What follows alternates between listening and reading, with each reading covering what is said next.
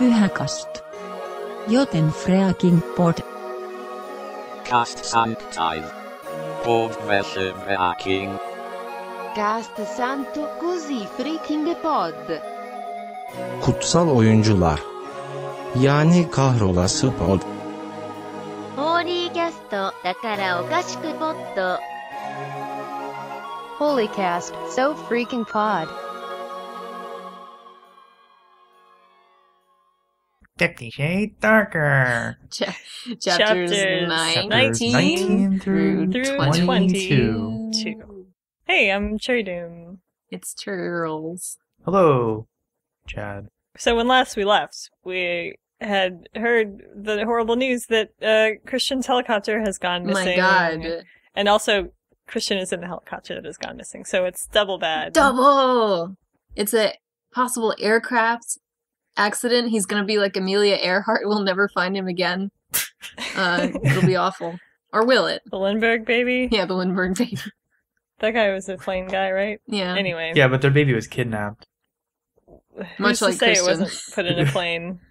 Yeah, who's Well. to say? They did find it later dead. Oh. Maybe dropped out of a plane. Okay. Yeah. Anyway, chapter 19. Chapter 19. Chapter 19. Christian has a fire going in his apartment, and by Christian I mean there's a fire in Christian's apartment. Right, he didn't necessarily... In the fireplace, not just... the It wasn't apartment just a isn't on raging fire. Yeah. Also, okay, so there's a fire going in this fireplace, and I'm pretty sure it's still June.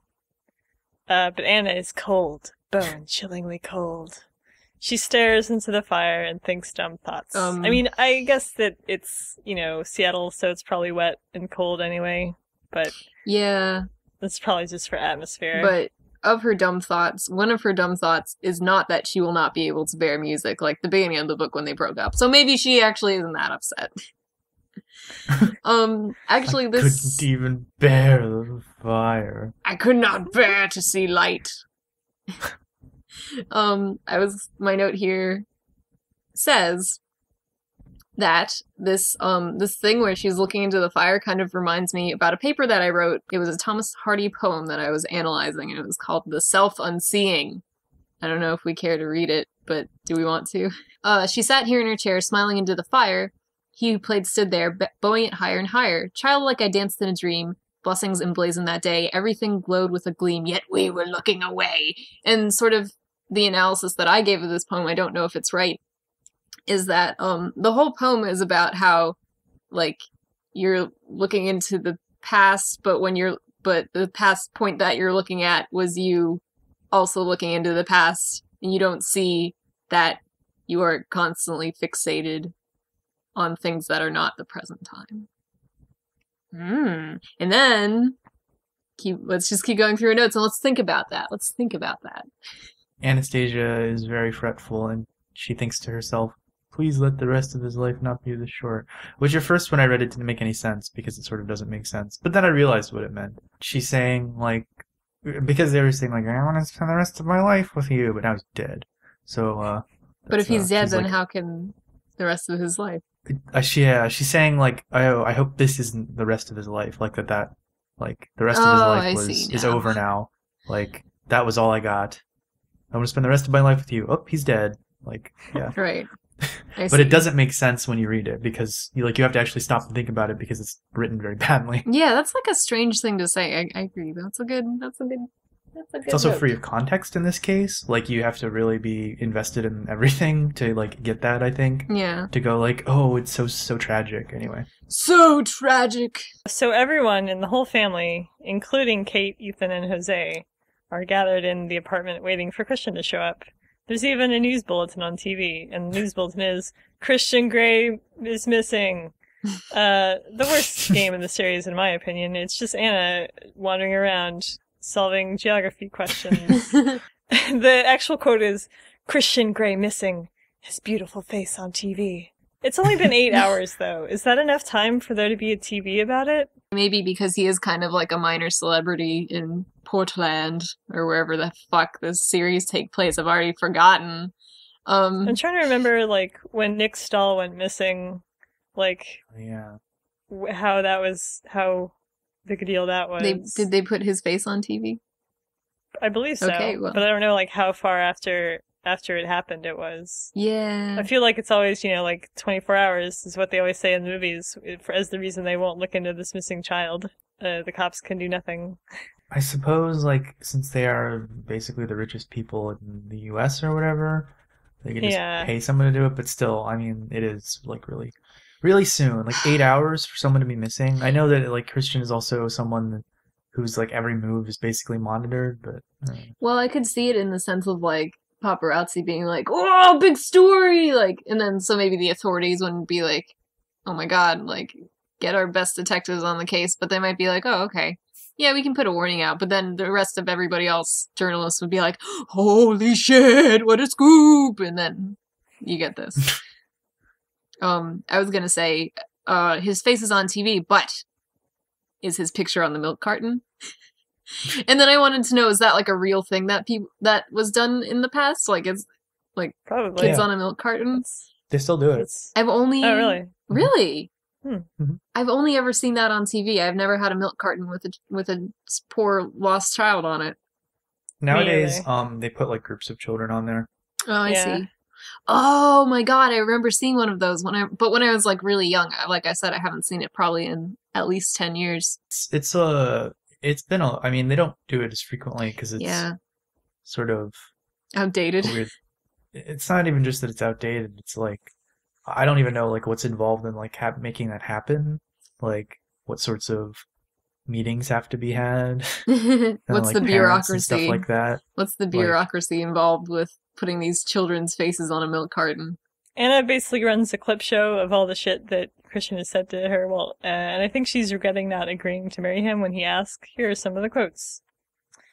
"You're my lifeline. Christian's words come back to haunt me. Yes, there is always hope. I must not despair. His words echo through my mind. I'm now a firm advocate of instant gratification. Carpe diem, Anna. Why didn't I seize the day? I'm doing this because I finally met someone I want to spend the rest of my life with. I am just the same, Anna." This goes on for oh like my a god, page. yeah. And about like, why didn't I seize the day? It's again just like that poem. She's thinking back to a time where she was at a time where she wasn't appreciating the present. I think the worst part about all of that is that it's just like, did she really think that this callback bullshit was like interesting or good? I don't know. It's just it's melodramatic in a bad way. Yeah, I think she's trying to inject the scene with more emotional content than is she's possible. Trying to add pathos where there is none. Well, I mean, there might be a little bit, but like you can't insert it like this. Like you could do it quite simply and just say like, holy shit, like the man I married. Not holy shit, because she says that too much. But like, oh my god, the man I was thinking of marrying is probably dead. You know, it's funny how your life can go from such excitement to such sorrow or whatever. It's not really as funny in this book where that's all that happens. Well, yeah. That's what I mean. Like, it feels devoid of emotionality because, like, melodrama is so cheap in this book. Yeah, exactly. I agree. It feels really cheap. Like, it just feels, like, dumb and cheesy. So, apparently Ray is not emotional even when the Mariners lose. Oh, she's thinking about who to call to tell them about Christian being gone. Yeah, Jose's like, do you want to call your parents? Like, Christian's been missing for 8 hours, mind you. Yeah. Everyone is grieving. And Jose's like, do you want to call your parents? I suppose for emotional support, but it sounds more like we need to tell them he's gone.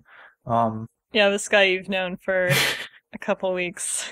Yeah, this guy that both of them have met for what, like a couple of hours total?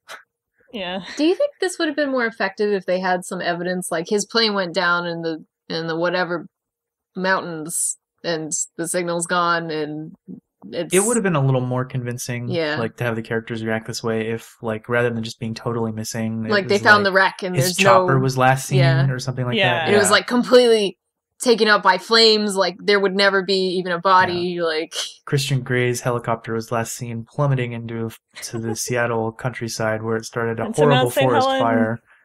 Yeah, exactly. Like then we would believe it. Christian's trapped in a forest fire. His helicopter crashed. What's going to happen? And then that's the segue into the movie, whatever the Cars one that was about the rescue vehicles, that movie. Plane and Rescue. Plane and Rescue, yeah. Yeah, I just find that funny. Ray is not emotional even when the Mariners lose. The Mariners being the Seattle baseball team.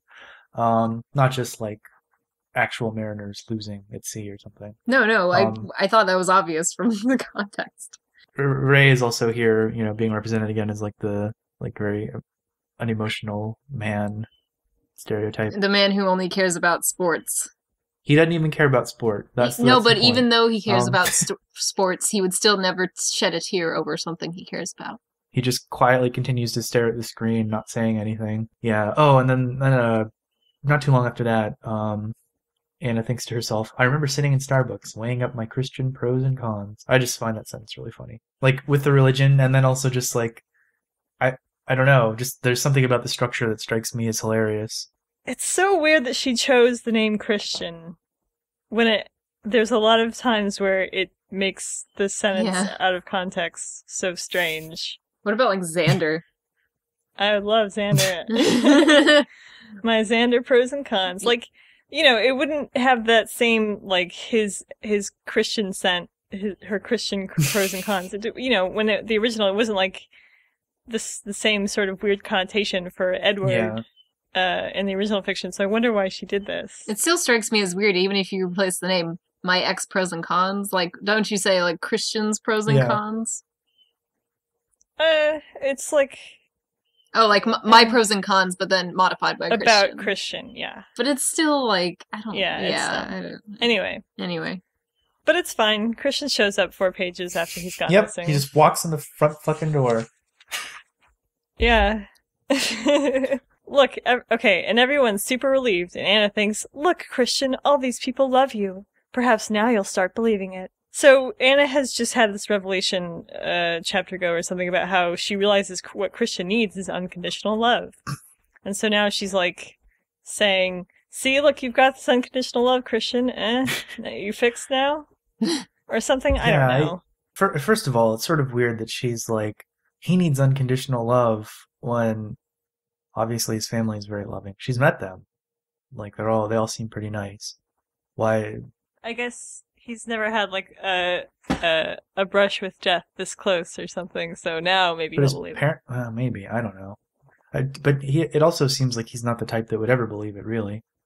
Like, he'd see this and just be like... Yeah, Anna's just being dumb.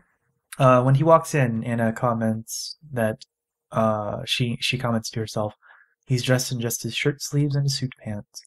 Which is a pretty funny image, because it sounds like he's just wearing sleeves and pants and no shirt. Yeah. How do the sleeves stay up? Or is it just like little cuffs on the ends of his... How about what about little tiny button cuffs on the end of his wrists? Is it like that? Well, I think if you're going to count them as sleeves, then they need to at least go up to his elbow. Well, a shirt sleeves only goes to your, your bicep. Shoulder. Yeah. But, I mean, it's supposed to be a long sleeve shirt, so... Shirt sleeves? Oh, Nuh-uh. Right. Nuh-uh. Shirt sleeves is undershirt. Yeah, it's like your undershirt, like your white tee, your I Hanes actually tee. didn't know that. Yep. Have you never heard the shirt sleeves expression before? Wow. Is it kind of like a bodice ripper term, though? Mm. Like, oh heavens, like I have encountered him, he's only in his shirt sleeves, I'm gonna fucking faint. Maybe. I don't know. I've honestly never heard it. Christian's parents and his brother and sister are hugging him all over him, and Anna's just sitting in the couch like, oh, he's here. And then Christian says, I'm going to say hi to my girl now. Christian tells his parents. He means Anna. Anna is his girl. I don't know, this is just such a weird... There's a lot of weird stuff in this regarding Christian and the family. It's weird. I don't like it. I'll be interested to see how family relations will play out in the next book, because they're becoming more relevant towards the end of this one. Mm-hmm. And even though it doesn't seem like there's much in the way of like strangeness, I'm sure that will all be torn away for some reason, and things will be all weird, and who fucking knows. It's an interesting prediction. Christian keeps telling Anastasia to hush. I just find it really weird. Like, he's just like, hush. I imagine he's saying it in like his like burning Christian Grey voice. But seriously, like, really? I mean, she's like understandably worried and stuff. Also, it's like super patronizing. Like, that's the main way you hear people say hush, is like talking to children. Yeah, what is the kid's book? A little old lady, Myrna said hush. It's like Good Night Moon. Is it Good Night Moon? I was gonna say. Yes, it is. It's Hush, the Batman comic. I've read it. Wait, have I? I don't know. On 460, Elliot calls Charlie Tango a chopper, and Christian gets very angry, and his parents are like, don't patronize your brother, or whatever. Why is he not allowed to say the word choppa to Christian? Well, it says, Anastasia says she suspects this is a family joke. Yeah, but that's not definitive evidence. Well, because she just thinks that. It's a result Right. of, like, it's on public record that Christian very, very publicly hates One Piece, and so his least favorite character being Chopper. He just cannot Well, stand I don't get this it. bullshit. Because Chopper is a tiny reindeer, and he talks. It's just the name of a character from One Piece. Christian is very proper, and he will not have his helicopter called a chopper. It is a helicopter. I am Please. very proper, and I will not hear you call my helicopter a chopper. What about It's a good sentence. Chopter? Chopter. Helicopter. Elliot is like more of a, sort of It's more of a bro. Secret mafia, Rakish casual guy. man. casual man. He probably calls motorcycles hogs. Ugh. He probably calls trucks pickups. I don't know. He probably calls 18-wheelers semis. Wait, I is don't it know. improper to call a truck a pickup? Because that's the type of truck, isn't it? A pickup No, truck? I don't know. I was just trying to. I don't know. He calls the road the wandering lane. He calls hats casual eye protection fun. Okay, Christian is about to tell us a story about how he escaped this deadly chopper crash. Roz was in heels, he says, and I think this is the point where we definitively get her gender. I know that we checked 50 Shades of Grayopedia, and it told us that she was female, but I don't think we have necessarily heard that in the book. So, I don't think it's mentioned before this, but anyway, that's kind of the point where we think, oh, Roz is in heels. Either he's eccentric and wants to be tall, or it's probably a woman. I noticed that they don't ever, it seems like she carefully doesn't mention the gender. Maybe she hasn't decided. Except for the heels. Yeah. So Christian gathers everyone around him near the fire so he can tell them the story of what happened. And he says, let's sit and I'll tell you. Which is a perfectly reasonable thing to say. But, in this book, where exposition happens because characters go, I'm going to tell you this, it's really, I hate it. And it's pretty much a repeat of the sort of thing that happened when Anna went to see Dr. Flynn, where Dr. Flynn just explains everything about, and this is slightly different because he was in a plane, he was in a helicopter crash, so, and since it's from Anna's perspective, she has to hear it from him, but it's such a sloppy way of doing exposition in general that, combined with the other times that this sort of thing happens, it feels very, very, very bad stylistically. Basically, there was a fire on Charlie Tango and they had to land, and it took them a long time to get back to the road and get a ride, and their phones were out. That's it. Yeah. 461, Christian says, we hitched and pooled our resources. Between us, Roz and I had $600, and we thought we'd have to bribe someone to drive us back, but a truck driver stopped and agreed to bring us home. He refused the money and shared his lunch with us. ... It took forever. He didn't have a cell. Weird but true. I didn't realize. Period. It's a sentence fragment. He didn't realize that it had been a long time since he got in touch. That story alone I felt was more interesting than the entire 3 books, if only because it says weird but true in there, and then also it just is a nice story, and there's there's a little satisfaction in there because of the kindness of a good Samaritan, but compared to this, it's just so much better. Yeah, oh, well. It's a lot more interesting, and there's a lot more that actually seems like was probably going on. Just as a small nitpick, it doesn't matter that the trucker didn't have a cell phone because he probably had a radio, so he could have radioed it in somewhere. That's so true. It doesn't matter at all. It's obvious that the fact that he didn't have a cell phone was just to heighten the drama. So it's so difficult, they say, in this day and age for someone to go missing completely because of cell phones and the ubiquity of people with cell phones and communication devices. So it's harder for them to find a way to, I guess, make someone okay and not just, dead. I just had and also be missing. Just had an awful idea which was an awful fantasy, which was like, wouldn't it be great if like Christian got some kind of awful injury here, like, and got really so injured that like he couldn't function in the same way, and then it like forced character growth on him.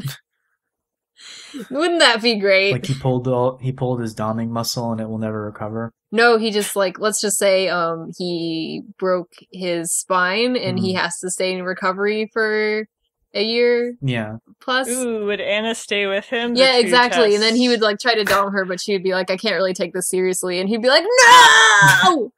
Which I mean, like, of course, and I don't want to say that's something that is funny because like I think that probably happens in real life and it's tragic. But anyways. But I think the thing is, like, in the hands of a much more capable writer, that is definitely a thing that could be interesting. But if E.L.James were to do it, she'd just skip it. Like, he'd get an injury and then 10 years later, Christian was fine. Yeah. And we fucked. Yeah. Let me tell you about what happened while I was in a coma, he says. Hush, while I told you what happened in my coma. I went on a spirit journey and I realized a lot of things about myself and others. That's the new series from E.L.James, My Coma Dream, by Christian Grey. 50 dreams in coma. So he pulls Anna onto his lap. And I feel like maybe this is just me being weird and hating public displays of affection, but I feel like that's a weird thing to do when you're surrounded by your family. Like, hey, I'm putting my wife on top of my dick, everybody. It depends on the lap position. Like, if it's like Santa, like a Santa like on the lap on thing, like, let me bounce you on me knee, child. I guess. Like, I mean, that's it's okay, not an but unusual thing for spouses to do, I don't think. Although they haven't been together that long, and they have not spent that much time around his family. So I don't think... If it's kind of like the sitting spoon, I think that's weird. Like, well, and then let's all remember the next time that everyone's gathered around together for these two, what's going to happen. Yeah. This is pretty inappropriate, I would say, just because what is everyone's comfort level with like this relationship? On 462, Christian says, "Hey, stop with the crying." That is the rudest thing you can say to somebody who thought you were going to be dead. He's whispering it though. Just fucking stop it. No, I think he's cooing into her hair again. He's like, "Hey, don't cry. Hey, stop with the crying." But it's just the way it's worded is just like really abrupt. Yeah. Like, stop your baby shit. 463. Kate is like, we can totally be sisters-in-laws, and like there's like this weird catty vibe. But when she says that, she quips it. She quips it? Did we not? Have we not read into this before? And did we not say that a quip is more like it's like a punchline to a joke kind of thing? Or like a witty quip? I don't think there's anything wrong with this. I mean, it has to have a little bit of artificiality to it to like have an intended effect. Like, I don't, like, quip doesn't seem like she should say, "Oh, we can totally be sisters-in-laws," she gushes, or something like that. I think she's still joking. Like, this whole sort of thing is like, yeah, who knew we'd find love at the same time? Oh, with brothers. I thought we could end up sisters-in-law. I thought she was being serious. I don't think so. They're giggling and shit and grinning. Yeah, and I think whatnot. she's trying to like, joke around with Anna in a way that might try to get to her, which is usually what you do when you're. I thought that they were giggling about the copious amounts of dick they were gonna get mainlined straight into the vagina. Okay. Okay. Anyway, it's Chad's turn. So on 464, meanwhile, we learn that Jose has just been watching all of this happen. And my interpretation was he's thinking like, oh my god, like I have to just leave. I have to leave first thing in the morning. This is the weirdest shit I've ever seen. Like, first but then he says, "Sure, Anna, anytime your rich hotshot boyfriend goes missing, I'll be there." Yeah, that's creepy. Jose, I admonish him, "Only kidding, don't get mad. I'll be leaving early in the morning. See you sometime, yeah? I've missed you." I'm always here this for is you, just... Anna. I'll always be oh here. god, this is just so fucking pathetic, and I hate it. I mean, like, I know that you're not supposed to, like, the friend zone doesn't exist or whatever, but this is, like, such a stereotypical example of it. Yeah. And, like, him, like, just waiting, like, maybe if I stick out long enough, she'll eventually see that her boyfriend is a jerk and come to the light. I would like to define friend zone in a slightly different way to mean that you are stringing yourself along. Yeah, And I think that this is the case here. That's actually like the friend zone isn't a real thing because it's not a thing like women friend zone. really do. It's not like they go like, I'm going to string this guy along and be like, like teasing him. The friend zone. Like, the friend zone as it's conceived of by the people that believe it to be a real thing, like is fake. But the way that people act is totally real, and that's what Jose is doing here. Yeah, the friend zone is a state of mind. Yeah, exactly. By the victim of the friend zone. Yeah. Anna says yes. She says yes with the shitty keychain. This is right. Okay. So she gave Christian this box before he left, and then she was like, I haven't opened the box yet. And then he opens the box, and it's a keychain that has Seattle on it, the skyline of Seattle, and on the back it says yes, blinking in LED lights. Yeah. It's not that cool. Do they just sell them? That's like with them that say yes, or did she like get it programmed, or she probably got it? Yeah, I was wondering about that. They just sell. Like, I'm sure there's some that say Anna on them. Probably not ANA, but ANNA. Some that say no. So, and then one that's like has Christian crammed really awkwardly in there. She can probably make it say nah if she didn't want to, like if it was her name. I bet it's a thing that they sell them where it's got like a programmable, like you can put like a letter on it, like, or a couple letters, I mean, or like maybe someone's initials. Yeah. I bet it's a real thing. Yeah. First I thought the keychain was cool, but then when I found out it said yes on the back, I was like, fuck that. Yeah. Like, not interested. One time Chad showed me a really cool Kumamon LED light keychain. This was the first time I met him. And I swear to God, I thought he was giving it to me. So I was like, this is so nice. Like, I can't believe, like, this came all the way from Japan. You're just giving it to me. And he's like, no, I'm not giving it to you. And I was like, oh no. But I didn't realize that the first couple of times he was like, no, it's not for you. So I was like, thanks. And he was like, and I was like, oh yeah, this is nice. And he's like, Anyways. True story. I'm crushed. I'm still crushed. What's Kumamon? Kumamon is a mascot, a black bear, and he's really cute. He's the mascot of Kumamoto, a prefecture in Japan. He's widely popular. He's the big black bear with wide eyes that look surprised all the time and the red mouth. He has a little red cheek. You've probably seen pictures of him. I wonder, like, can this be changed? Like the yes on the back, is it always just going to say yes? Or, I mean, if it's programmable, then... But if not, like, can Christian, like, take it to his meetings? And if, like, something comes up, can he just approve things by showing his keychain? Like, yes. Or... Maybe. That'd be funny. If he just decided to stop talking altogether and just uses his LED keychain to deliver all of his missives. Chapter 20. 20. Yep. So, at the beginning of the chapter, Christian orders Anastasia to say it.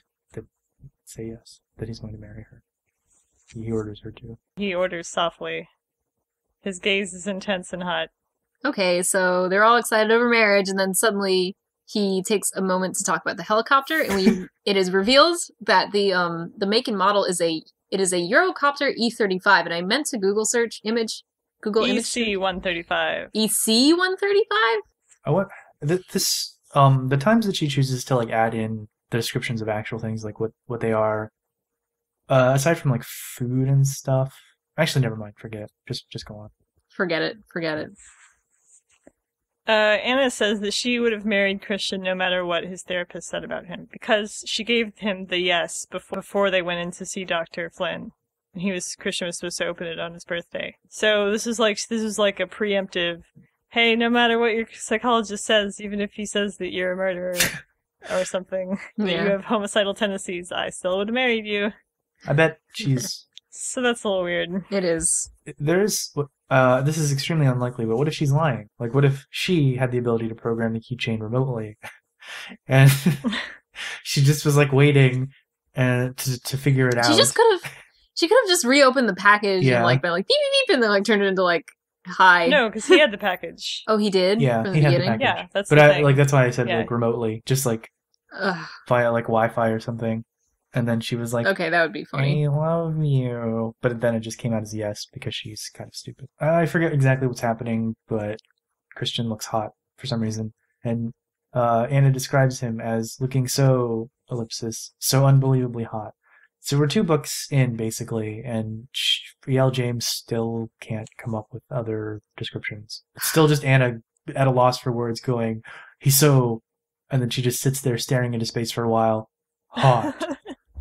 Objection! Chad, listeners, and Cherry Doom. If you're dealing with a romantic partner, are you saying unique things every time you compliment that romantic partner? No, but she's writing a book. She's not saying She's it. thinking it. She's thinking it. Do you think unique things about your romantic partner every time you think about the things you like about them? All of my thoughts are unique. That's what they told me in school. Well, I hate to say this, Chad, but they've indoctrinated you to believe a lie. But no, okay, look, I agree. Yes, she's a bad writer and she shouldn't repeat her phrases like It's just, like a vine. But it wouldn't... I think the problem is that it's the way that it's, like, syntactically the same. Like, she does this... I agree with you. He looks so, like, ellipsis, hot. Or he looks so, ellipsis, adjective, hot. No, my complaint was not that was the problem, because it definitely is. 469. Jose lies awake below, hearing the fuck squeals, and wishing he could just leave. And it's not actually fuck squeals, it's more like foreplay squeals. I think he's like trying to shove her in the bathtub or something. She's like, yeah! Christian like scoops her up and puts her in the shower with her clothes still on. Yeah, she's like, oh no, Christian! And then she's like, oh no, Jose will hear! Yeah, of course he can. I bet his apartment is actually pretty well soundproof. So she ruins a perfectly good shirt. On 470, she seizes Christian's button-up shirt, which is still buttoned, and she rips it open, and the buttons go skittering. And I know that he has no concept of loss because he's so rich, but, like, come on, that's rude. Don't do that. And it's stupid, and it destroys the mood. But it's hot. It's a shirt ripper instead of a wait a bodice second. When did ripper. Christian put on a shirt? Oh, you're right. Shirt sleeves. Maybe you put one on to be presentable. Maybe he put one on to get ripped off in the shower. Oh, you know what? Maybe he changes because he's all dirty, and then he comes out and he's in his normal. Oh, yeah, I was wondering about that, but there's never a moment when that happens, I don't think. Yeah, and aren't they showering now? Yeah. Wouldn't he have done that before? He's there, they talk to his parents, everyone leaves, then Anna makes him open the gift, and they go right to the shower. I believe we have found a continuity error. So I don't know. Or maybe he's got a button-up undershirt. Maybe it's different in England. I know that it's cheap to say that it might be that, but it actually might be that. Maybe it just means he's not wearing like a jacket over it or whatever. See, that's sort of what I thought. I thought it just meant that he was wearing a button-up shirt. I think that tends to mean... She also has to, like, take off his cufflinks. Yeah. Anyways, well, that's a mystery. So she ruins the shirt. She refers to his, and I quote, his magical hands, which I thought was, like, the worst thing I've ever heard in my life. They have stupid, dumb shower sex that goes on for pages, and I just wish it would stop. Yeah, he fucks her in the shower, and the orgasm line is, I detonate around him, a healing, cathartic orgasm, crying out his name as tears flow down my cheeks. Ugh, gross. Also, it's easy to misread cathartic as Catholic. So I was a little bit confused when I read this at first. Oh, she's like crying because she realizes how much she loves him, basically. Yeah, but it's weird. Like, now that she's been taken away for 8 hours. I don't want to say this because I don't want to offend anybody, but I think that it's weird to cry during sex for that reason. I don't think it's weird for other reasons, but I think it's weird for this reason. I mean, whatever. Yeah. Sorry, I'm so fucking over this book. I am too. Alright, it's Chad's I've turn. like read none of it, basically. Yeah, you've read not a word of it. Well, or not a word. I suppose you've read a bit I've of read it. 3/4 of it. I didn't read the first like 7 chapters. But You haven't been on the front lines, so to speak. Well, I haven't read it twice, so there's that. Okay, the equivalent would be you are piloting a drone that reads some of the book. And then me and Cherry Doom are like losing arms on the battlefield, going like, no, like, I'll save you. Well, and the worst part is that I probably also will rack up more of a kill count. Yeah, it's tragic, is what it is. You're safe in your office, and we're it's not an office. Suffering. Okay, you're safe in your secret, undisclosed location. Also, I don't mean to like make light of drone killings. That was not my point. No, yeah, that's fucked up. I'm sorry. No, sorry. So Anna's reflecting. I think just after the shower sex, she thinks to herself, like, so much has happened this week, which is the start of, for the next, like, 2 chapters, all the characters and E.L.James just constantly calling out that the time frame of the books is extremely short. 16 days. And this is just going to keep happening. People are just going to keep bringing it up, and it's really, really bad. Yep. And I think... That's because it's so magical when 2 people come together and it's only been 16 days. I feel like she was just trying to preempt it, and she did it badly. If she just ignored it, I think it probably would have flowed better. It's a little more than 16 days, because Kate says she's been in Barbados for 16 days. Oh, right. It's so like it's really more like 20 or yeah, 25. It's been like about 4 weeks, probably. Yeah, maybe. Maybe 3 weeks, 2.5 weeks. Yeah. I say 2.5 to 3. Okay. I mean, there was maybe a week when they weren't talking. Oh, there is that timeline, isn't there, on the wiki or something? Oh. Should we check that? Could you check that? So Anna interviews Christian on May 9th. And then, let's see, Anna receives BlackBerry. Anna flies back to Seattle. Okay, so actually, there's been a whole month between when Anna first interviews him and Anna gets spanked with a belt and leaves him. That's the first book. So, yeah, it's actually longer than I thought. Interesting. So it's been maybe like 2 months or something? 6/6 is when Anna's first day at SIP, June 6th. And then now is Christian's is Friday, June 17th. So it's been a month and a third, about. That's actually a lot longer than it seems, given the book saying Yeah, it really is. Interesting. Oh, I suppose there are a few times in the book where, like, nothing happens and Anna comments on that, like, a couple days or something go by. Especially when she's still working at the store, like between her meeting Christian and the graduation. I feel like there's a more sane progression of time in the first book, though. Like, it definitely feels a little bit longer. Yeah, this is a lot more compressed than the first book. This is, like, actually, like, 2 weeks. Okay. 474, Christian reveals he was downplaying the severity of the crash for his family. Ah! So, like, apparently it was actually really bad.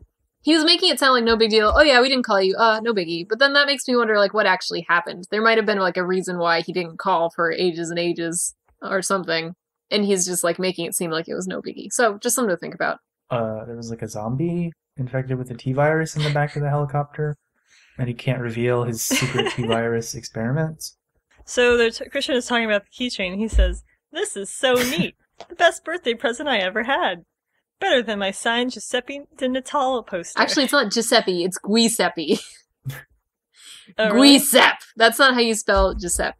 Oh, you're right. And you know why? Because actually, there is a real guy, and his name is oh, wait. Yeah, it's Giuseppe. Hold on.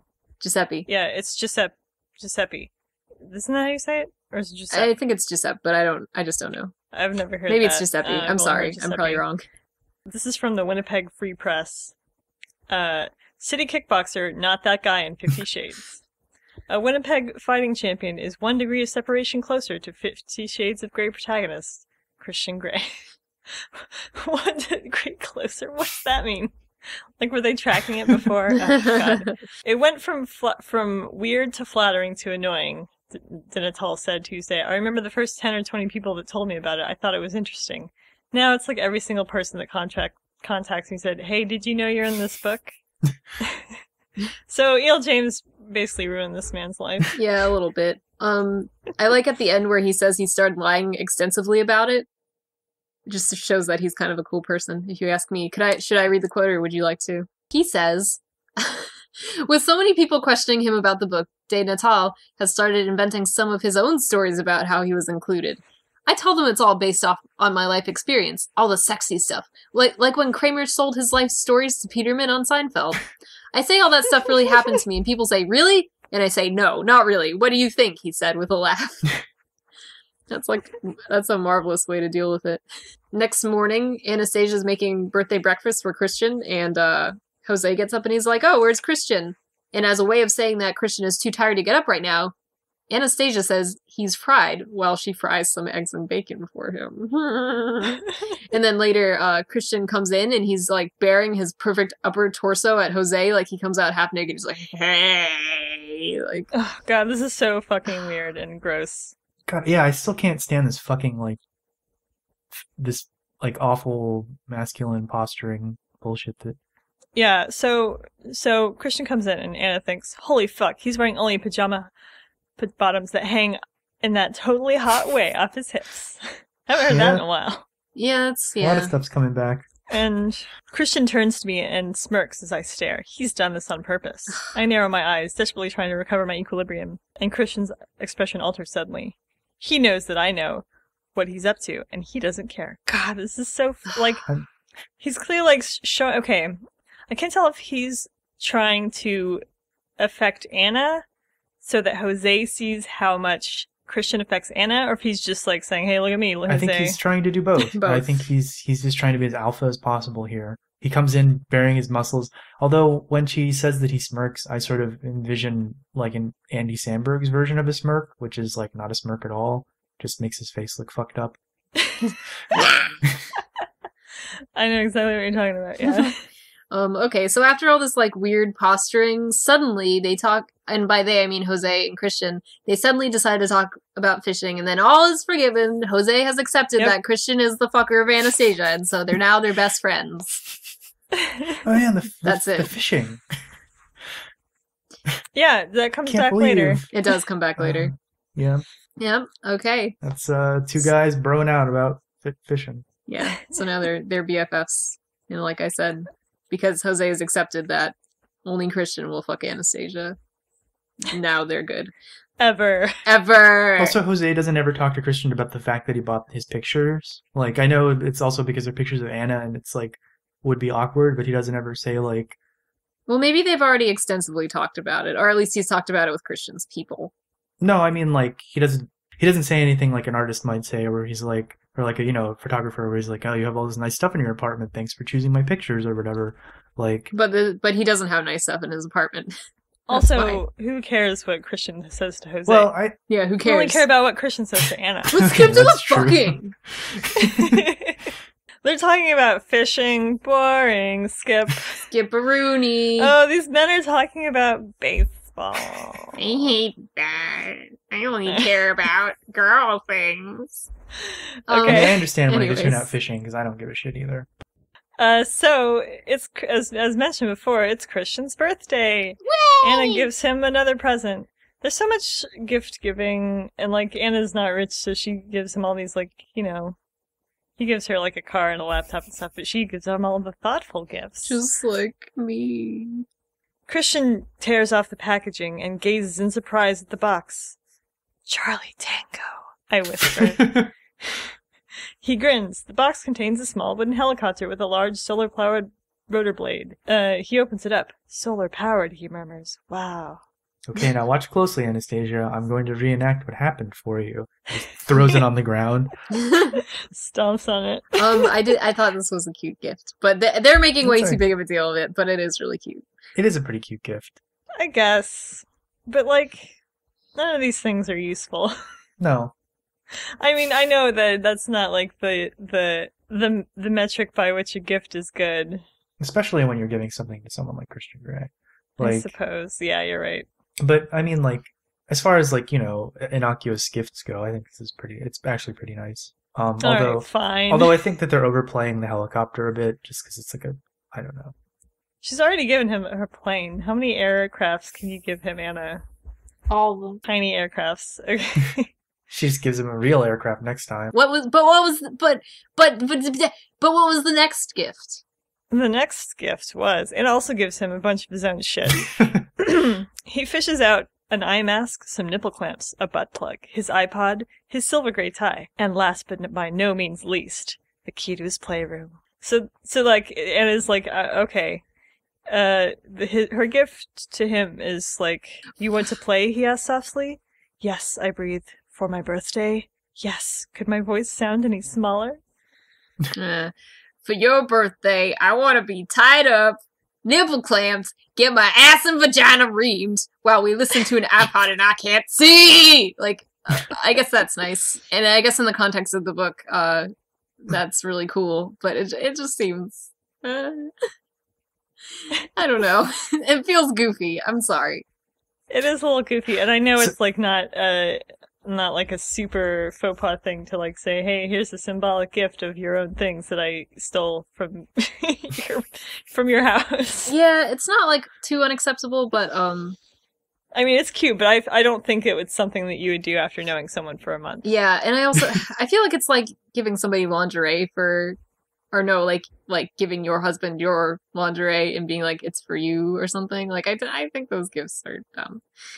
But that's just me. I'm sorry. Yeah, like if somebody you knew for like a month that you were like romantically involved with gave you a bunch of your own stuff as a gift, like, would you get the symbolism immediately, do you think? Or would you just go, this is all mine?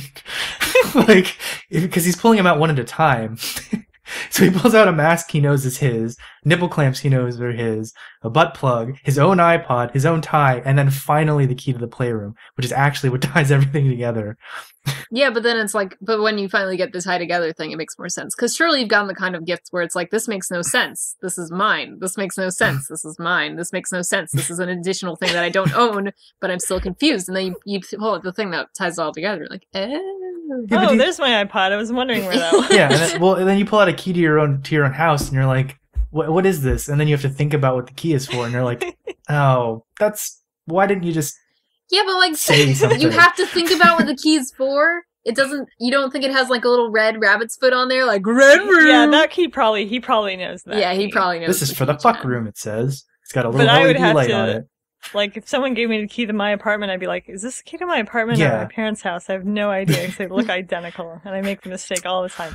I would know because I put different colored nail polish on my keys, so I know which one is which. That's a good idea. Okay, Chad.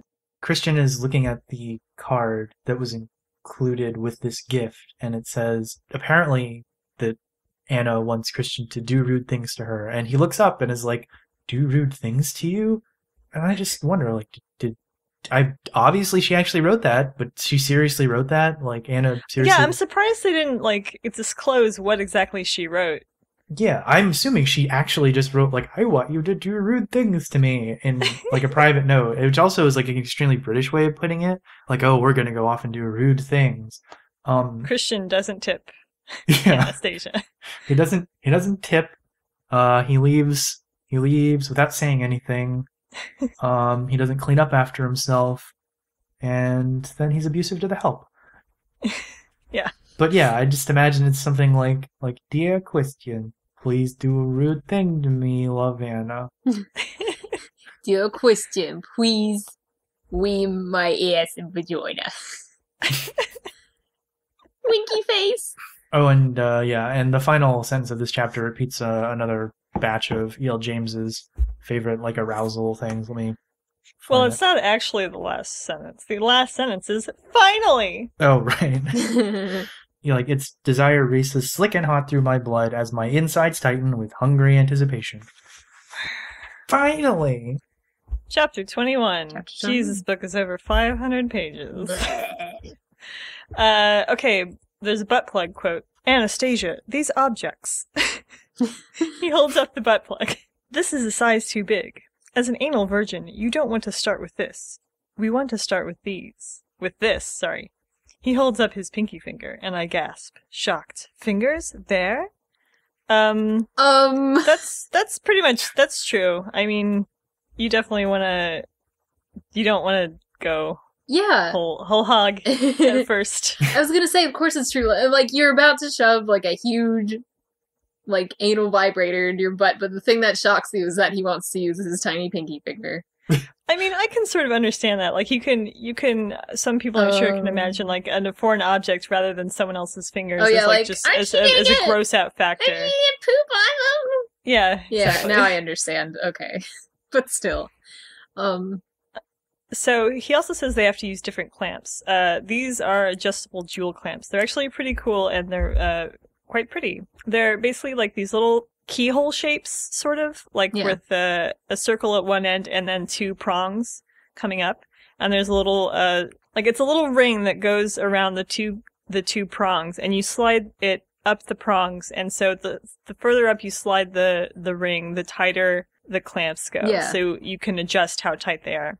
And they often have little jewels hanging off the bottom. They're pretty cool. Yeah, they're cute. And I found on adamandeve.com 50 Shades of Grey, the pinch adjustable nipple clamps. I see and this. what these are these jeweled nipple clamps. They've got these little silver pendants. They got on balls. So the balls have returned. But in addition to these jewels, there is a little tag on each one that says 50 Shades of Grey on it. So fucking insufferable. I don't understand how this is you're I guess you showed these to like your girlfriend or whatever, and she's like, 50 Shades of Grey? I know that book. Of course Yay! I'll do this. Yeah, like as opposed to like, here here are these things like, I don't want that. But like, as soon as you put the little doggy tag that says 50 Shades of Grey, of course she's all about it. I mean, that's kind of what all this shit is. Like, all this branded 50 Shades of Grey stuff is. It's just, like, has the name. These things exist. You don't need the actual 50 Shades of Grey branded one, because these are the exact same ones as Adam and Eve's, like, house brand nipple clamps. Mm-hmm. Like, they have the silver jewels. They have the same silver jewels on them, but they just have the extra tag that says 50 Shades of Grey. But it's cost less. so bizarre. I'm They going cost to check that 5 out right cents now. more. They cost 5 cents more. The 50 Shades of Grey ones do. That's incredible. And fucking incredible. I mean, it's ridiculous is what it is. It's Is so all dumb. of this like is all the 50 Shades stuff like how much of this is like actually licensed and how much of it is just like cashing in? I don't know. I'm sure a lot of it is licensed because of E.L.James, the way she is. Yeah, I wonder like what that licensing stuff is like, because like there's just so much disparate like crap out there, especially when it comes to like sex toys. It's just like packages of just like really like uninteresting stuff. Mm-hmm. So weird. So the description on these nipple clamps is: enjoy your own version of Christian and Anastasia's kinky nipple play. That part was too realistic. He blindfolds and binds Anna. Then he puts a plug in her vag and fingers in her butt.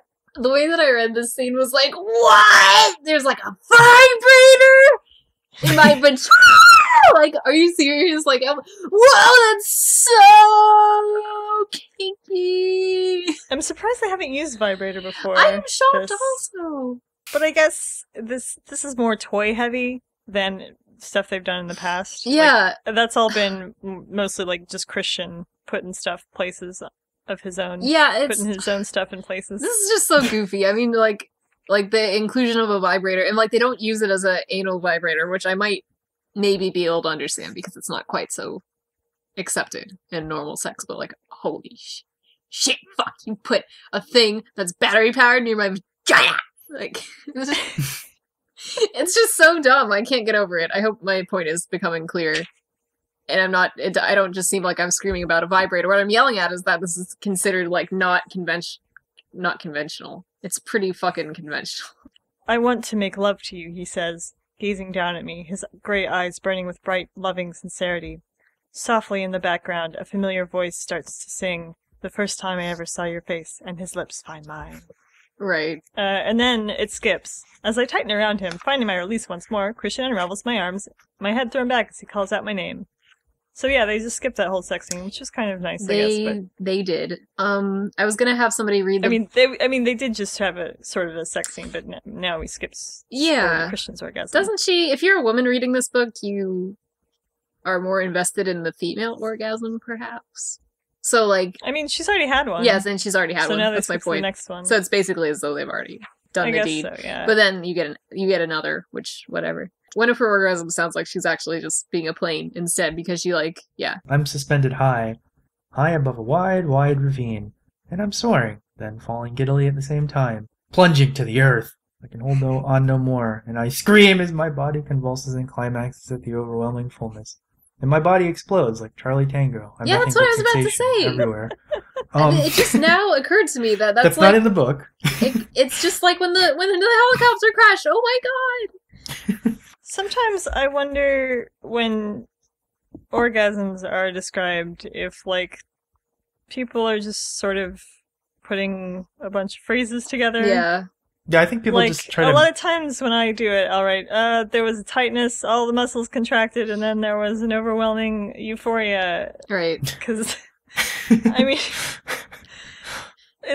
there's only so many ways you can describe. I mean, I don't know about that, but Yeah. I feel like it's a common issue. I feel like people are, well, see, that's the thing. I was about to say, I feel like people exaggerate a lot when they're writing erotica, which makes sense. But on the other hand, not gonna say who. I promise it's not me. It actually is a friend of mine.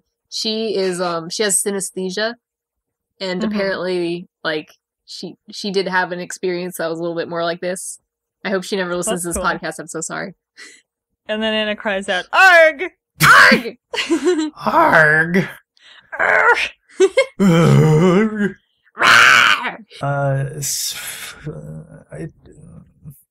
I guess it's just the problem of having to always, especially in a book where there's a lot of sex, like having to write orgasms differently every time, which is, at least she's not just writing and then I came over and over again, which she could be doing, like, with So Hot and those things. But yeah, I guess there's this thing with, like, writing sex scenes where partially as, like, to show the specialness of the moment between two people, you come up with as poetic a way as possible. And part of this is also literary tradition with euphemisms, like coming up with imagery and stuff to fill in, like, what, even though I don't think anyone that writes, like, this sort of thing about what an orgasm is actually thinks, like, has had an experience, probably, or, like, feels that this is always what it's like, or something like that. They sort of have to, like, make it seem special. So, after they have sex, we have talked and talked and talked, sitting upright together in the bed in the playroom, me in his lap, our legs curled around each other. Like, they say they talk so much, but I can't imagine what they're talking about. Like, what do these two characters have to say to each other? It's something that I often wonder. But I don't know. I feel like there's some level of connection that we're not getting here. Christian is laughing at my impersonation of Kate during the photo shoot at the Heathman. Like, I don't know. I feel like there's just some intellectual level of connection that is not being conveyed properly. Like, they're talking for hours, but we don't know what they're talking about. I think that is what makes their relationship seem so weak at times. Because there's no actual content given. It's just like, we break up, then we get back together, then we break up, then we get back together. And it's like, okay, and nothing else is going on. You're just fucking each other and crying, basically. So Christian reveals that he's gotten rid of the canes and whips. She says he can only keep a crop and a flogger. Her favorite ones, apparently. I wonder if they're just thrown away? Like, they were probably, like, really nice canes and whips, but of course it's usually not advisable to resell certain old toys depending on the toy. Depends on if they came into contact with the body fluids, or whether the material is cleanable or not. Like suede, you don't want to use that with other people, because it absorbs stuff and you can't wash it. Like, if it's nylon, that's fine, you can just throw it in the washing machine. Cool. But canes, you can definitely resell. And whips, actually, if they're bull whips, you can just change the nylon tip at the end, because the leather part isn't actually what hits you, it's the string at the end of the whip. But I doubt he had actual bull whips. He can only do that outside. This might seem like a weird question, but I promise you it's because I know nothing about this type of BDSM. I was going to ask you, have you used a cane before, and is it really as crazy as they make it out to be in this book? Like, Christian, use a cane! Or whatever. Like, or can you make it fairly mild? You can make it mild, you can make it really bad. But it does seem to be really, like, even when I'm doing it mild, it seems to be pretty intense. I see. Okay, just checking. I mean, caning is pretty fucked up. I know they use it as corporal punishment in, like, so many countries and everything, so, I mean, but I just don't know. Yeah, it can be pretty bad. Ouch. So they email each other in the same house, and there's dumb flirting. This is while Anna's cooking. So Anna cooks way too well for a recent college graduate, in my opinion. But maybe I'm just a lazy bum. I don't know. I think the fact that she has a really nice kitchen to work with makes it so that it's not strange. Like, I feel like that's my one huge limitation with cooking, both when I was in college and now that I'm out of it, is that like I have all these like shitty like ovens that are like 70 years old and like not big enough or like electric and they just like burn everything and it's like ugh. But if I had like Christian Grey's house, my god, yeah, I can make a salmon-y dish whenever. Yeah, so in that like email chain between Blackberries, Anna uses kinky fuckery again. Let me find the exact thing. I'm emailing to inform you that your lunch is nearly ready, and that I had some mind-blowing kinky fuckery earlier today. Birthday kinky fuckery is to be recommended. And another thing, I love you. A. Your fiancé. Yeah, then Christian writes back, kinky fuckery comes up again in the subject line, and then Anna says kinky fuckery a fourth time. So this is getting tossed around like 50 Shades of Fucked Up as like a catchphrase. It's really getting on my nerves. It's not that good of a phrase, and it's also funny. Like, it's awkward, and it sounds aesthetically unpleasing. Could you please say kinky fuckery in a nerd voice? Kinky fuckery. That's how I hear it every time they say it, because like it's like the bacon narwhals at midnight. Kinky fuckery. Like it's I can't believe we're engaging in so much kinky fuckery. Kill me. Yep. So I think that's pretty funny, and I think it's really annoying. Also on like the following page, the thoroughly fucked hair returns. Christian's hair is still thoroughly fucked, still getting fucked.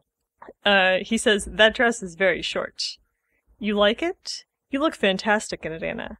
I just don't want anyone else to see you like that. And this will become a thing.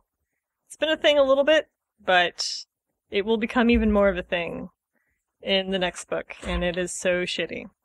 He calls Ray to ask him about marrying Anna. Ray's obviously reluctant, but of course he relents way too easily. Someone talks some sense into this poor woman and everybody around her. I'm trying to find... I was so curious. I had to look up what this might look like, this turquoise sundress. I'm not finding anything. See, like, a sundress is something I think of as pretty modest. Yeah, and, like, at least goes down to, like, the knees. Yeah. I feel like. I don't know. So, like, then he's being, like, ultra bitchy. Yeah, every Google image is, like, a floor-length sundress, like, which is not even... It's usually to the knee, but, like, come on. Well, this one's down to, like, just below the butt, so maybe it's like that. What a strange dress. Anyways, because Christian knows about fishing, thinks Ray, it makes him number one to marry a woman. Like, the thing he says is, like, he knows his fishing, but I don't know, like... that shouldn't be the standard. Yeah, so he talked to Jose about fishing, now he's talking to Ray about fishing. This is how he, like, placates every man in Anna's life. Yeah. What about Paul, the kid at the hardware store that we'll never hear about again? I think fishing happens in the next chapter too, which is where I have a note about this. But I don't remember writing it down, so maybe I'll just say it here. The fishing thing, is this just like what she thinks that like American guys get together and talk about? Maybe it's like a Pacific Northwest thing? Maybe. That could be. Probably. Okay, so Anna finally brings up those sexy photos that Anna found. And Christian reveals that they are not for him to jerk off to. They are, quote, an insurance policy against exposure. This seems kind of fucked up to me. Like, I guess he has to take precautions so that, like, nobody finds out that he's into BDSM or whatever, but it's kind of shitty to be like, don't tell anyone that I'm into BDSM or I'll show them these naked photos of you being whipped. That's a little, weird. And Anna she's understandably a little bit disturbed by this. Yeah. It's sort of just another, like, device to ruin a good mood. Yeah, sort of. I don't know how much it really ruins the mood, but it tries. Oh, but also, these photos are actually supposed to be in his safe. They're not supposed to be out in the room like they were. Apparently, maybe Layla moved them for some reason? Maybe it was... What happened was someone else. I don't know about that. Oh, well, wait. Yeah, I mean, I know who you think it is, but I'm not sure about that. It's probably nothing. It's probably nothing. Oh, Anna, and then after that, Anna calls her mom to ask about the marriage. Mom is obviously concerned, and Anna whines about her being concerned. She's like, Mom, can't you just be happy for me? I love him. Mom, I have only known him for a month. Why are you saying this? I don't need your approval. Remember that time he showed up when we were on vacation and I was like, what's he doing here? And then I just went off to go fuck him. Remember when you encouraged me to go fuck him? Here's an exchange. The mom says, "Have you set a date?" Anna says, "No." And then Anna's mom says, "I wish your father was still alive." Oh no, not this, Anna thinks. Not now. Yeah. Stop being so wistful and maudlin over my dead dad, Mom. I can't believe you're sad over the passing of a loved one. It's been 16 years or more. Can't you just fucking get over it? How many husbands have you had since then, Mom? God. God. And then Anna, like, is interrupting this. She's like, here's the full thing. Like, he only held you once. He was so proud. He thought you were the most beautiful girl in the world. Her voice is a deathly hush as the familiar tale is retold again. She'll be in tears next.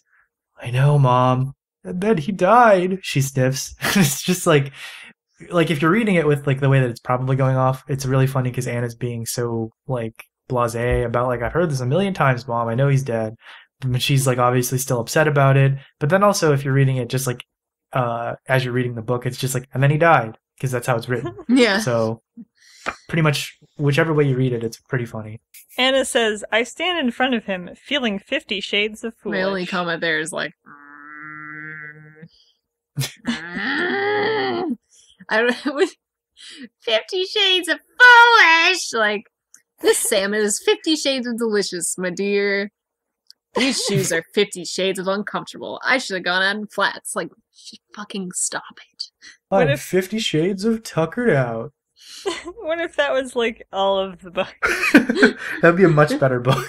It might be a better book. I would honestly not get tired of just reading 50 Shades of X things. Unless she started repeating itself. Which, if E.L.James were writing the book, it would, really quickly. Yeah. Okay, so Christian wants a cake for his birthday, a chocolate cake. So Anna goes out, but she is in her short dress, and there's like a scene where she's like, "Okay, I'm leaving to go to the store," and he's like, "You're not going out in that, are you?" And she's like, "Yes, I am. Goodbye." And then she runs to the elevator, and he like chases her, but the elevator closes before he can get to her. It's very exciting. But he's super mad, and then later, she says, "I'm back. Are you mad at me?" He sighs, reaches out for my hand, and pulls me into his lap. "Yes," he says. "I'm sorry. I don't know what came over me," she says, which is not a big deal. It's just a dress, lady. Nothing came over you. You're just going out in a dress.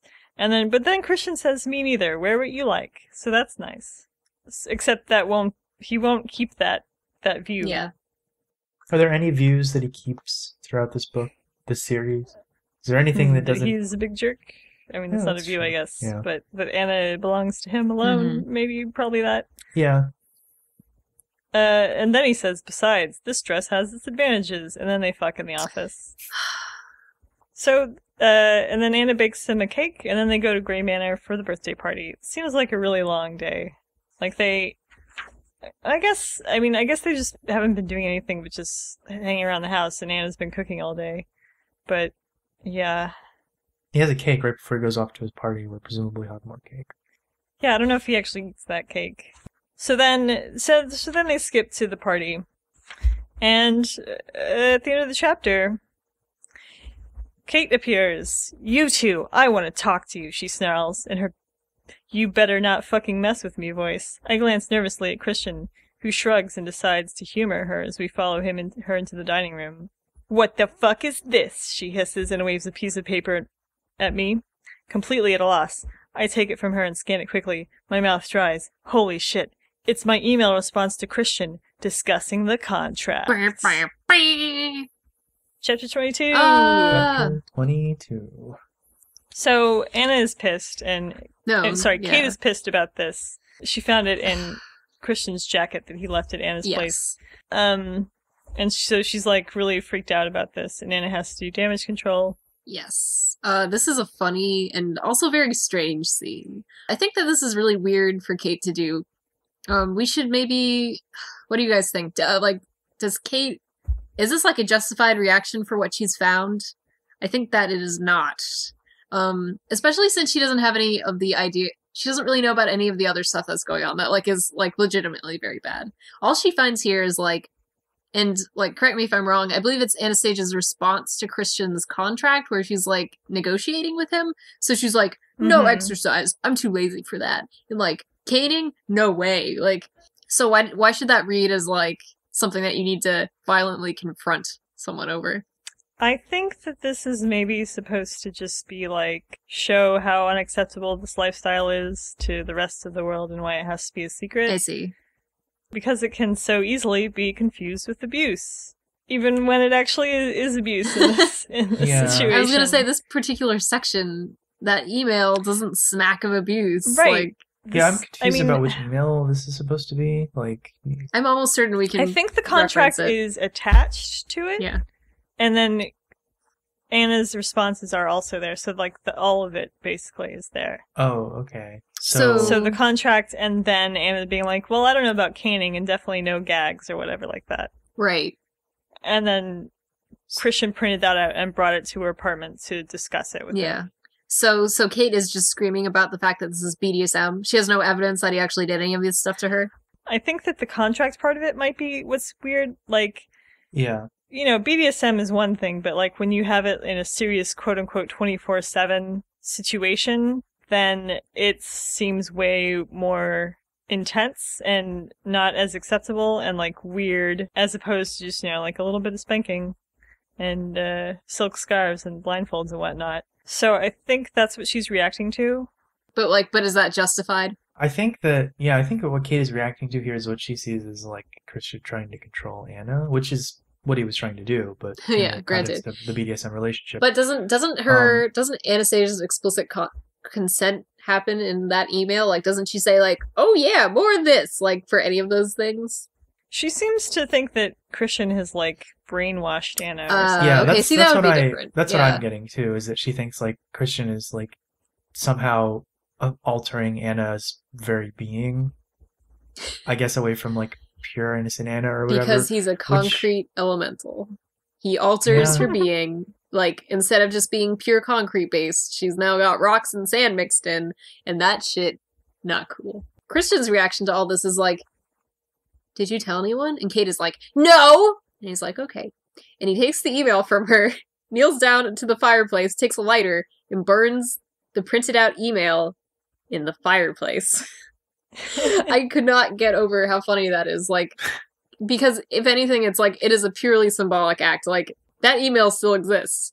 I'm sure that, like, but come on. But it is on a secure server. It is on a secure server. Even though he printed out this contract like 5 different times and left it all over the place. But, like, I love how calmly he does it, too. He's just like, and I don't know what kind of lighter it is, too. Is it, like, one of those long lighters that you use for, like, the grill? Or is it just, like, a little tiny big lighter? Another thing is, like, it's like, hey, there's nothing wrong with this. Give me that and let's burn it so no one ever has to see this again. Because I don't want anyone to know about this. Yeah. I mean, if like reactions like Kate's are going to be like what happens, then yeah, I can understand. So the way this situation is diffused is that Christian wraps his arm around Anna and says, "Anna has consented to be my wife, Catherine," which is not at all helpful. It's super creepy. It's kind of funny in a sense. I don't think this is what E.L.James meant to do, but like, she may not have consented to caning and whipping, but she has consented to be my wife. It seems to me like a scene of like, I'm thinking of like Jafar and Jasmine. Yeah. She's obviously like brainwashed or mind controlled or something, and he's like, "Anna has consented to be my wife, Catherine." Yes, Catherine, I'm happy. Anna has consented to be my wife, Aladdin. Yeah, like Jose. No. And then, so basically, Kate's like, "Wife? Oh, you're getting married? Well, so then what about this email?" And then Anna's like, "Forget it. It doesn't matter. I love him, and that's all." And then Kate's like, "Well, okay. See you later." Yeah. Well, yeah. I think the weird Great. I think the weird part is that it does matter, actually. Like, all of that is sort of important to like understanding their relationship. Yeah. I mean, it's not any of Kate's business, sort of, but also she's concerned for her friend, and I think Anna needs to explain it for sure.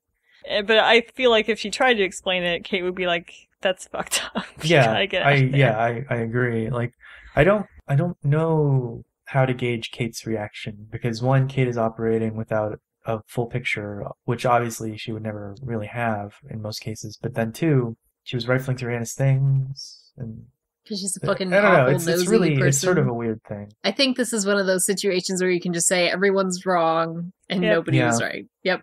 She's acting out of like interest for her friend, but it's also sort of a weird thing because it is made to like portray Kate's concern as like corruption of Anna. Like that's what she's worried about.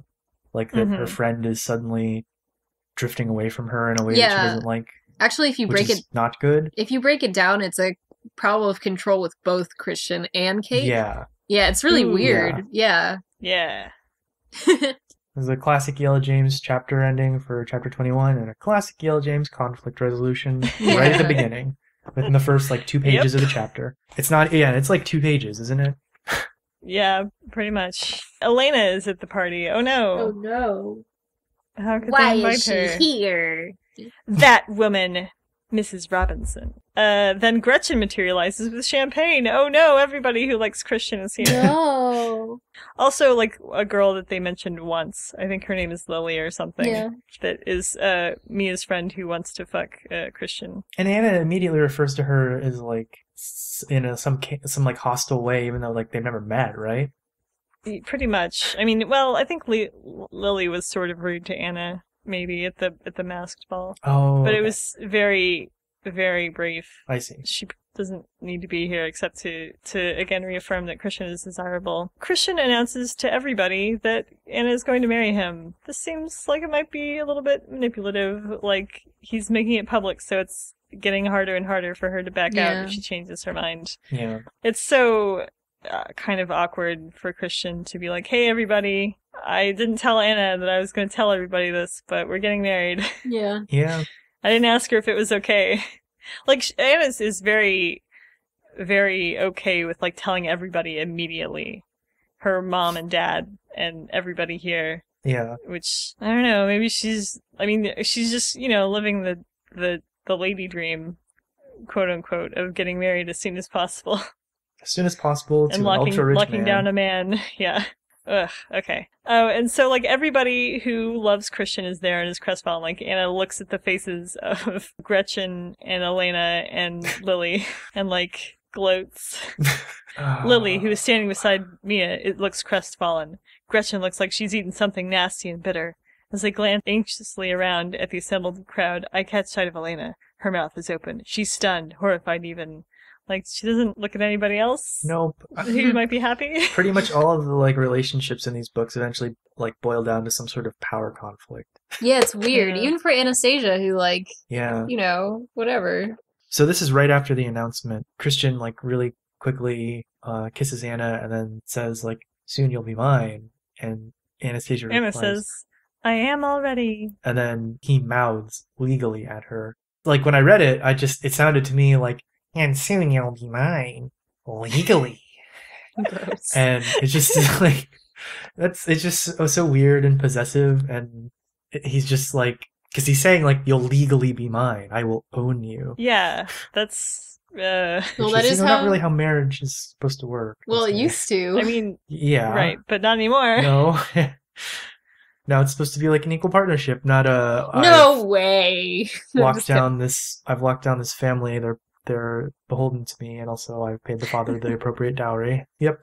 Weird. I don't like it. Yeah. I just wanted to reiterate, I guess I sort of missed the boat, but like Gretchen, the slave girl, and like Mrs. Robinson just being like faces just pushed into the dirt like, I have him! I have Christian! And you...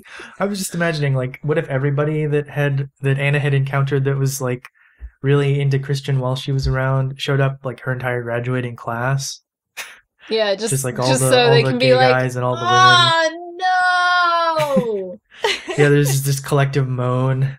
Dr. Flynn is married to a woman named Ryan, but it is spelled Rhian. Has anybody heard this? Rhiannon? Like Rhiannon? Nope. Oh, is it? I don't know. I thought that maybe would have been it. I thought it might be that, but I don't know. I thought it was just an alternate spelling of Ryan. Like it might be. But I think rich people do. But sometimes. I think it is short for Rhiannon, so it's Rhiann. All right. I never think. mind. But one of her traits that Anastasia immediately mentions is that she's got like generous tracts Impressive of land, cleavage. impressive cleavage.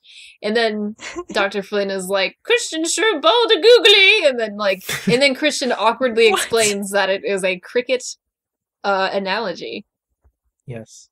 I don't. Yes, Wait. 517. Oh yeah, you're right. That's one googly you bold there, Christian. Jesus. It's weird. Googly. Bold a googly. What a dumb sport. Roz is Christian's partner, and she's a lesbian, and she's a lady. Mhm. This is possibly the only positive LGBT Yes. representation in the You series. would think that, but unfortunately, Anastasia says she's one of the few women who isn't charmed by Christian.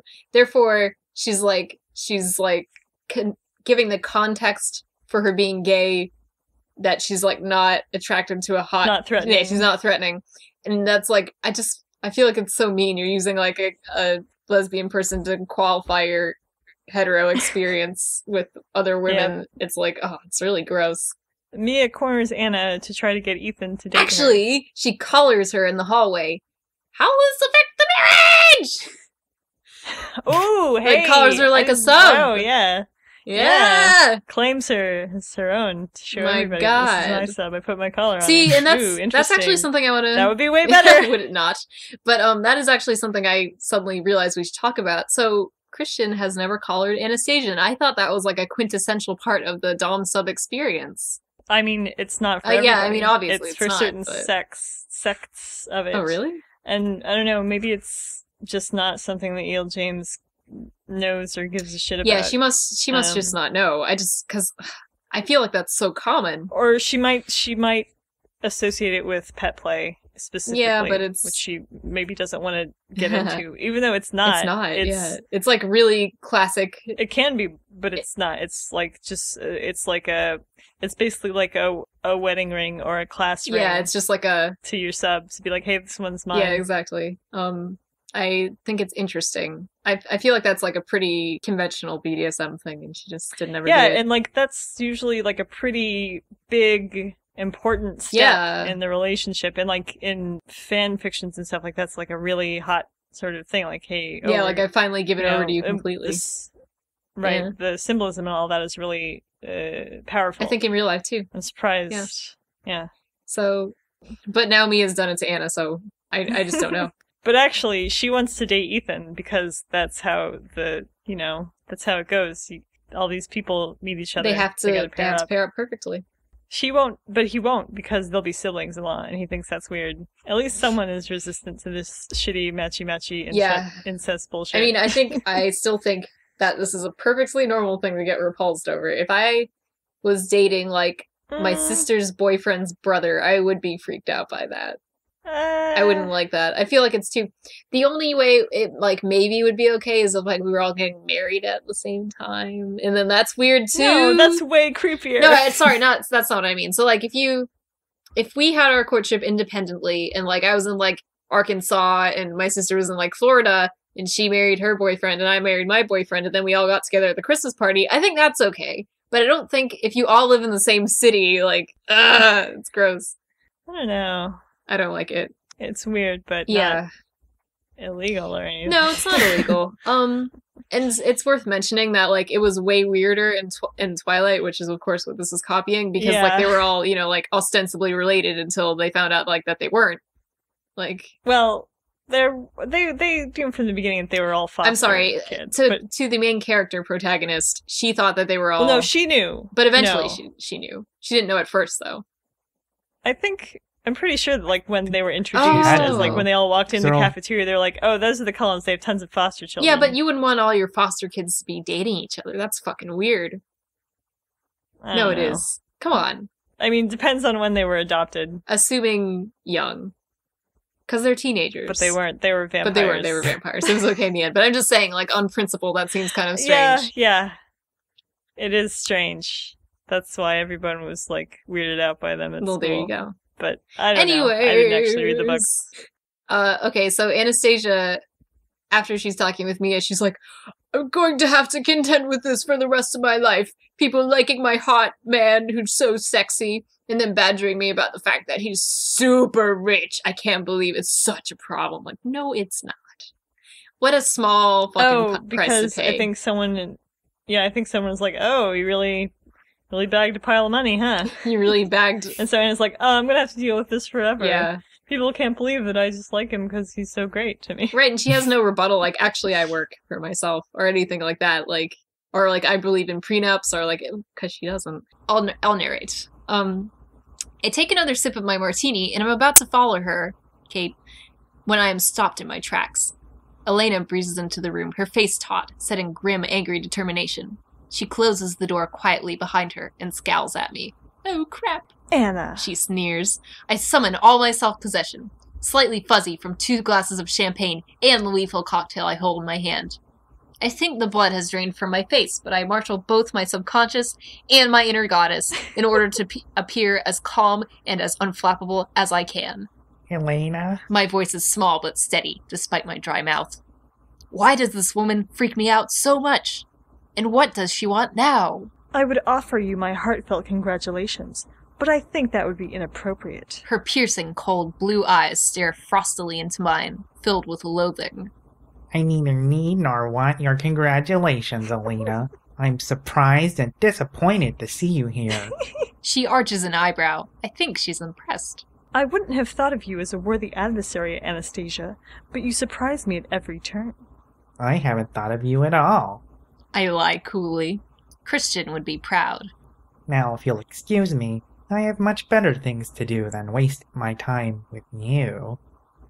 Not so fast, Missy. She hisses, leaning against the door, effectively blocking it. What on earth do you think you're doing, consenting to marry Christian? Why do they keep saying consenting? God, that's so weird. I'm gonna guess it has to do with English vernacular. Probably. If you think for 1 minute you can make him happy, you're very much mistaken. What I'm consenting to do with Christian is none of your concern.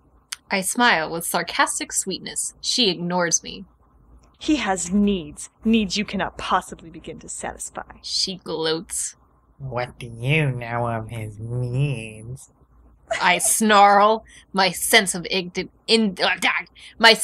indignation flares brightly, burning inside me as adrenaline surges through my body. How dare this fucking bitch preach to me? You're nothing but a sick child molester, and if it were up to me, I'd toss you into the 7th circle of hell and walk away smiling. Now get out of my way. Or do I have to make you? You're making a big mistake here, lady. She shakes a long, skinny, finely manicured finger at me. How dare you judge our lifestyle? You know nothing, and you have no idea what you're getting yourself into. And if you think he's going to be happy with a mousy little gold digger like you... That's it!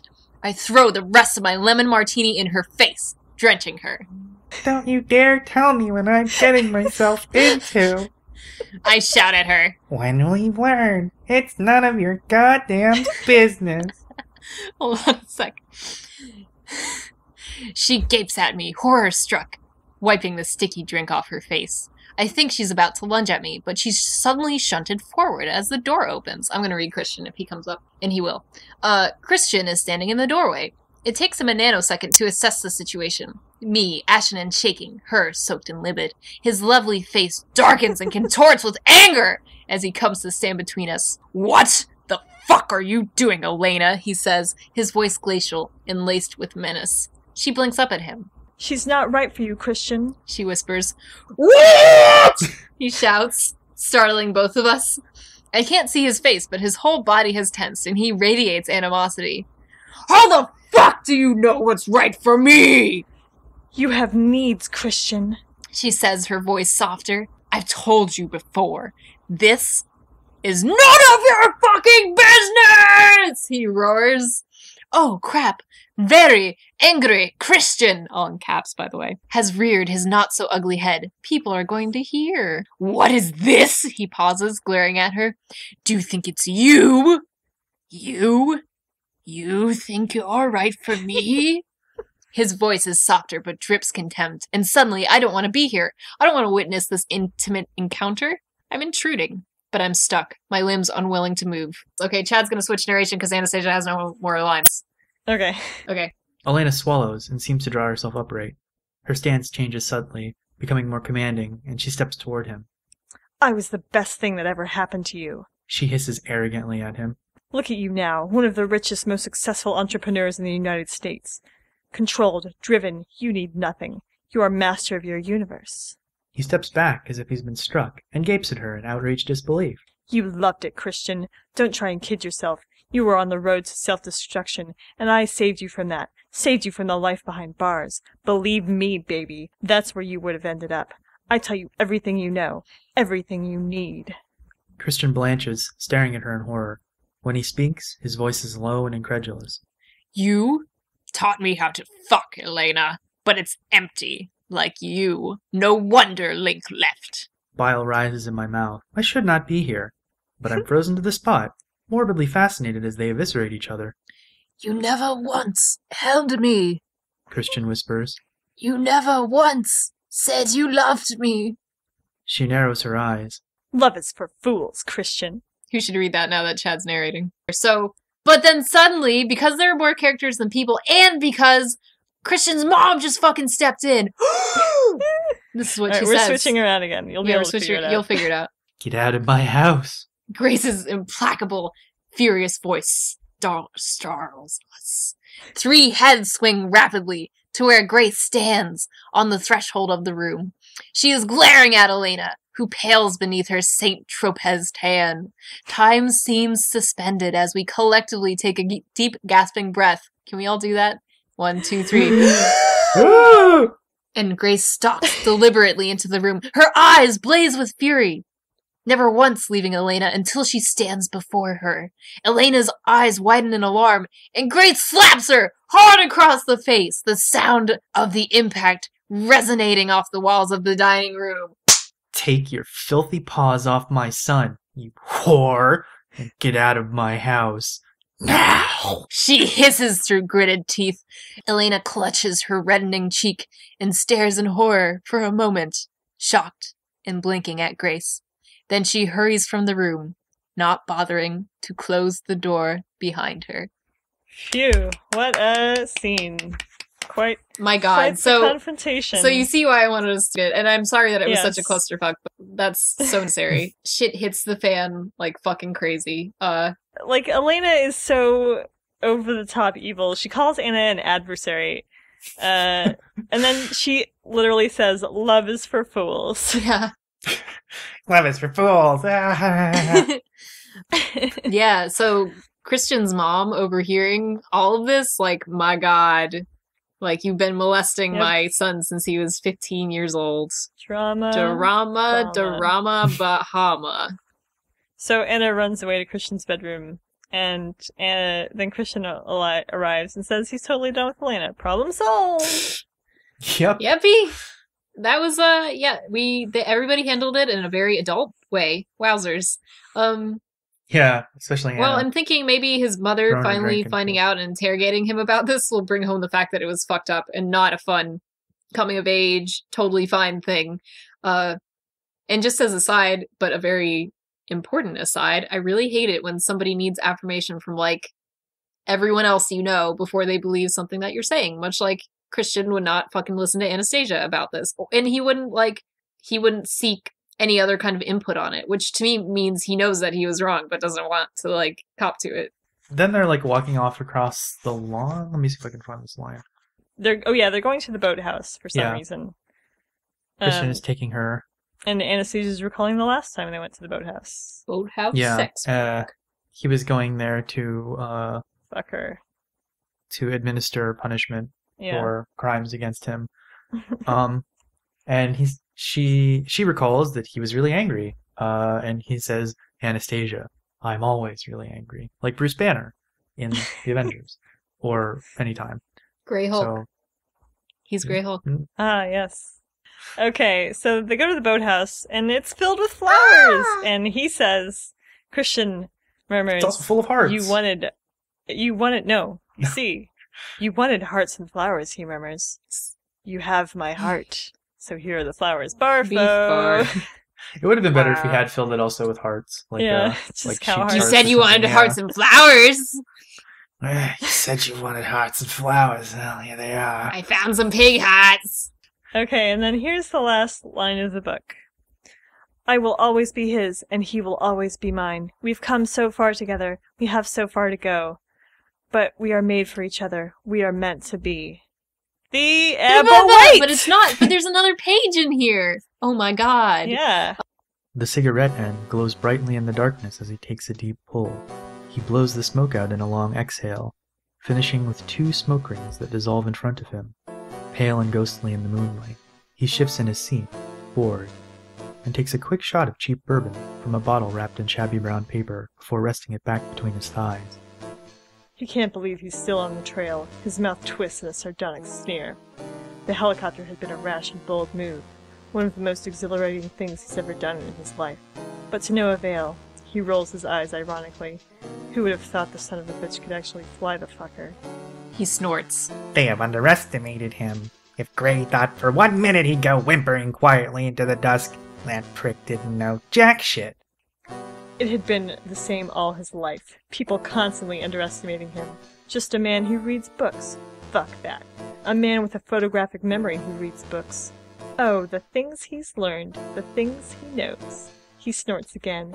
Yeah, about you, Gray. The things I know about you. Not bad for a kid from the gutter end of Detroit. Not bad for a kid who won a scholarship to Princeton! Not bad for a kid who worked his ass off through college and got into publishing. And now all of that's fucked. Fucked. Because of Gray and his little bitch. He scowls at the house as if it represents everything he despises. But there's nothing doing. The only drama had been the stacked, blonde broad in black, teetering down the driveway in tears before she'd climbed into the white CLK and fucked off. He chuckles mirthlessly, then winces. Fuck his ribs. Still sore from the swift kicking Gray's henchman delivered. He replays the scene in his mind. You fucking touch Miss Steele again, I'll fucking kill you. That motherfucker will get it good too. Yeah, get what's coming to him. He settles back in his seat. Looks like it's going to be a long night. He'll stay, watch, and wait. He takes another drag off his Marlboro Red. His chance will come. His chance will come soon. The end for real. Yeah. End of part 2. In my book, it's he takes another toke off his Marlboro Red, and I No. wonder why they didn't keep that. Because it's fucking dumb. Oh, I really liked the phrase stacked blonde, broad, and black. Thought it flowed nicely. So it turns out that this is Jack stalking the house and brooding about Christian. Listen, all y'all, it turns out it was a sabotage of the helicopter. This passage is actually sort of good. What do you guys think? Yeah, I think so too. I mean, it's written in a different character's voice that's not dumb shit, Anna. Let's put it this way. It's good for E.L.James. It was unexpected because Yeah. I never would have thought that she would include this in a book. Good for her I think Yeah. it was as a writer. more interesting to read because it was written by someone that has like a personality, like the character has a personality, Yeah, exactly. but it's bad, like writing. It's good, bad. Yeah. Like, but yeah, it's definitely a nice change of pace from the rest of the book, and that's sort of like what I had wished, especially like when I read it. I was like, that's sort of what I wished had happened when Christian was going to tell his story about the helicopter. Like if it had Yeah. been perspective, like a break from the rest of the book. She does this so few times. She does it at the beginning of the book when Christian's having the dream, and then she does it here, and then I don't know if she does it in the other book. I feel like she maybe abandons it in the last book. I don't She doesn't believe do we it in see the first that. book. Like, she does it so rarely, I wonder why she does it at all. Yeah. I think it was cool that Jack has a photographic memory, I thought but that like was so dumb. I'm sorry. I mean, it's like a cartoony villain thing, but like if he was more formidable of a threat, it would be cooler. It's totally fine that that's like a character trait that she wants to give him. It's so bad the way she presents it. Like, I went to Princeton. I have a fucking photographic memory, yeah, like, idiot. Let's let's quickly reread the line where he says it. Like, it's just literally like, I want to explain this thing that is cool. You read it. Just a man who reads books. Fuck that. A man with a photographic memory who reads books. Like, seriously. That's the like most Yeah. like sour grapes, like, haha, I'll show you, Christian fucker. Like it's obviously written to be that way, Christian but like, fucker. Yeah. like if it had been in the course of the next book, unveiled slowly that Jack has a photographic memory, you know, through the Mhm. narrative, that would be pretty neat. But But it ain't. All right. Wowzers! We're done! Yeah. We For did it. now. book Who 2. knows? Yeah, when we'll get to book 3. Stick around for book 3, though. Don't let anyone Yeah. ever tell you that goons never finish a project. Yeah. This is the true Yeah. signing This off. is... Alright. Laters, Laters, Baby!